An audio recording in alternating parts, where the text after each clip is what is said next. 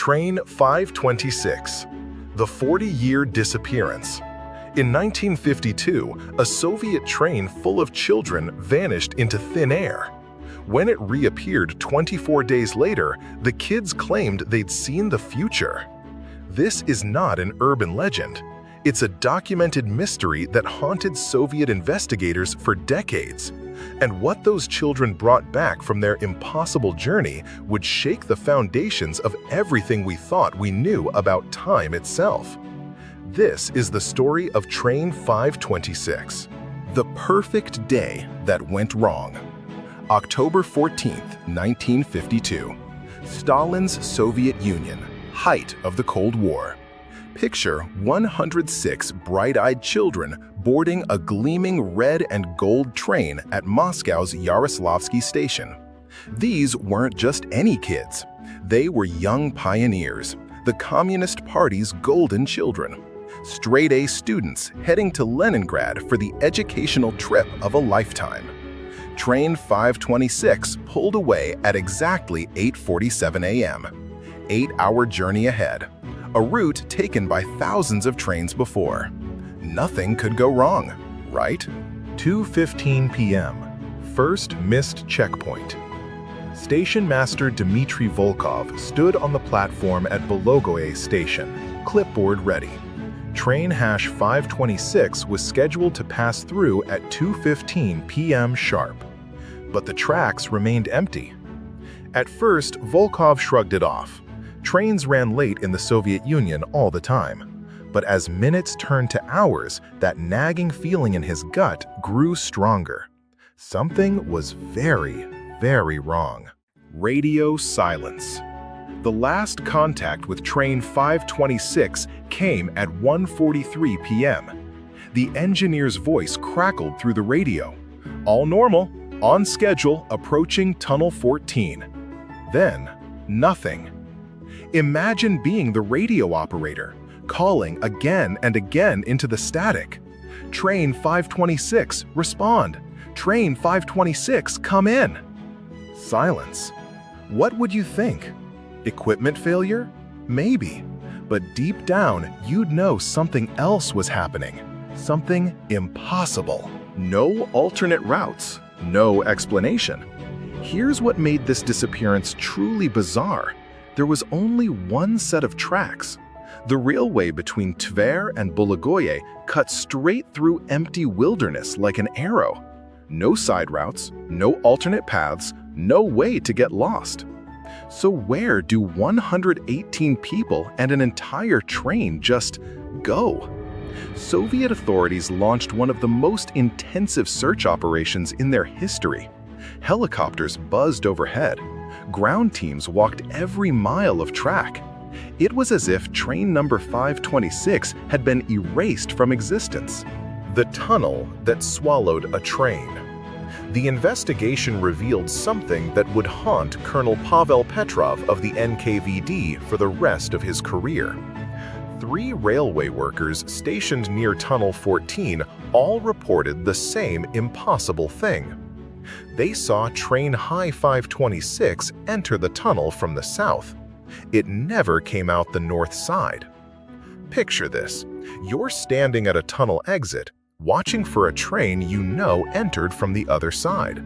Minutes pass, then hours, but nothing emerges. You walk through the tunnel. It's empty.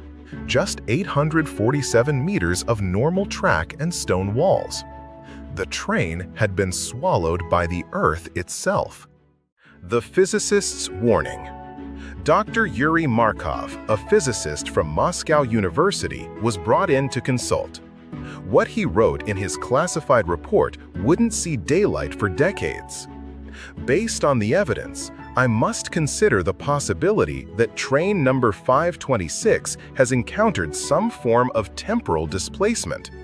The physical impossibility suggests forces beyond our current understanding of space-time. In Stalin's USSR, such theories were dismissed as bourgeois pseudoscience. Dr. Markov was quickly reassigned to less sensitive work. But what if he was right? We're halfway through this story. And the weirdest part is just beginning. For 24 days, Train 526 remained missing. The story was completely suppressed. No newspapers, no families allowed to speak. As far as the official record was concerned, the train had never existed. But then, on November 7, 1952, something extraordinary happened that would change everything we thought we knew about reality. 6:23 a.m. The impossible return. Railway worker Ivan Petrov was doing routine maintenance near Vyborg station when he heard something that made his blood freeze. The sound of a steam engine approaching. Impossible. No trains were scheduled for 3 hours. But there it was, train number 526 rolling to a stop as if nothing had happened. Through the windows, Ivan could see all 106 children sitting quietly in their seats. Tired, confused, but very much alive. What they told him next would shatter everything anyone thought they knew about time and space.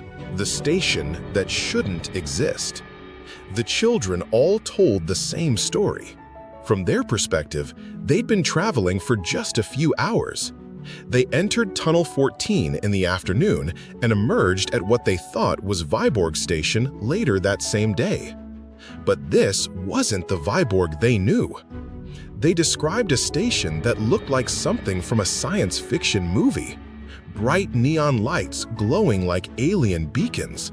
Electronic displays showing symbols they couldn't read. People dressed in strange, colorful clothes, drinking fizzy drinks from metal cans with ring pull tops.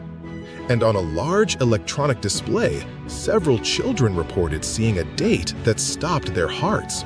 November 7th, 1992. 40 years in the future. Physical evidence from tomorrow.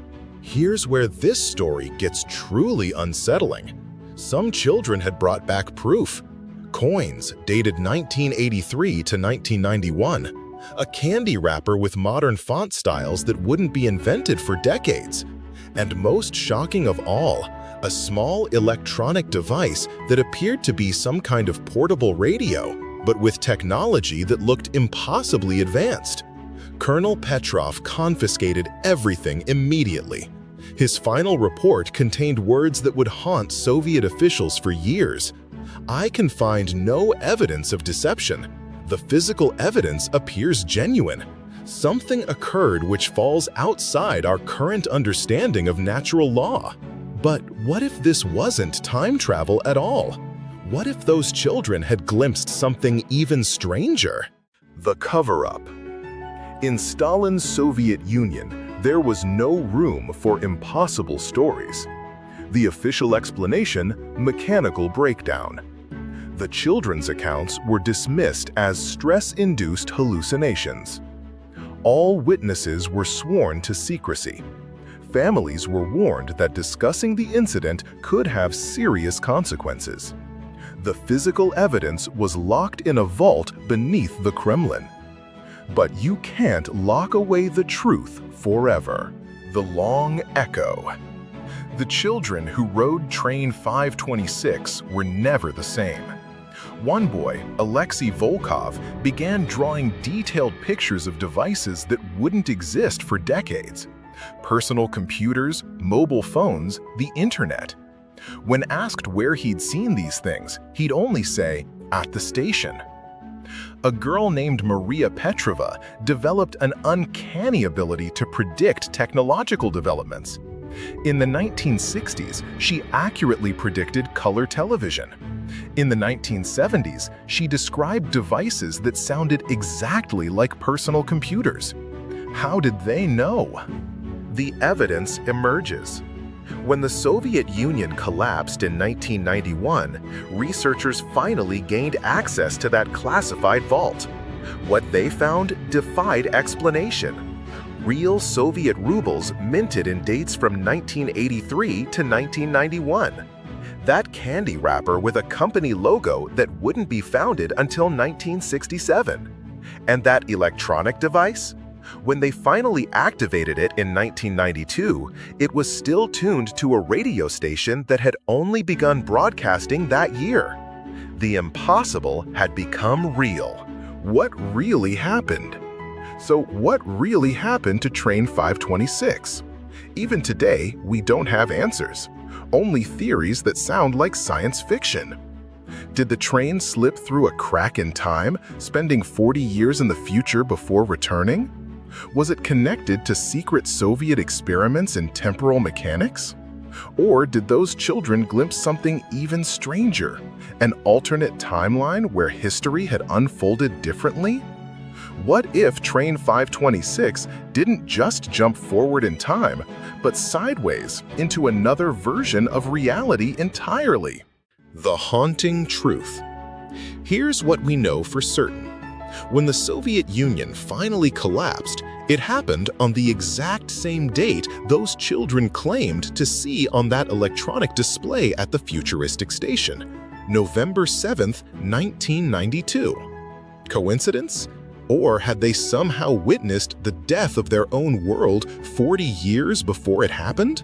The Gathering.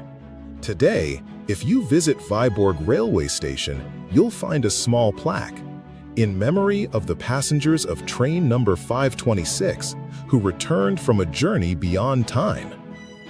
Every year on November 7th, a few elderly Russians still gather there. The survivors, now in their 80s and 90s.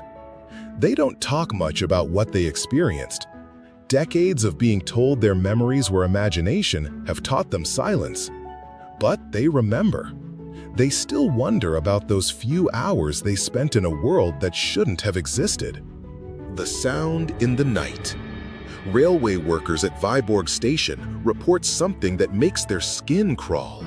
Late at night, they sometimes hear the distant sound of a steam engine approaching, even though no steam trains have run on that line for decades. They say if you listen carefully, you can hear something else carried on the wind. The laughter of children. Children who might still be traveling through time, forever trapped between yesterday and tomorrow. Some say that on cold November nights, Tunnel 14 still echoes with the sound of wheels on tracks. Local people avoid it after dark. They whisper warnings to visitors. Be careful if you go there alone.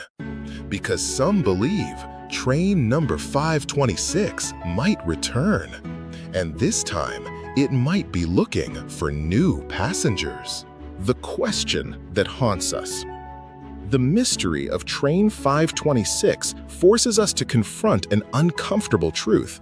Our world might be far stranger than we dare imagine. Time might not be the straight line we think it is. Reality might have cracks, gaps, doorways to places and times that shouldn't exist. What if, right now, there are other impossible things happening just beyond the edge of our understanding? What if the universe is full of mysteries we're not ready to face? I don't know about you, but stories like this make me look at empty railway tracks a little differently. Make me wonder what other impossible journeys are happening right now, just out of sight.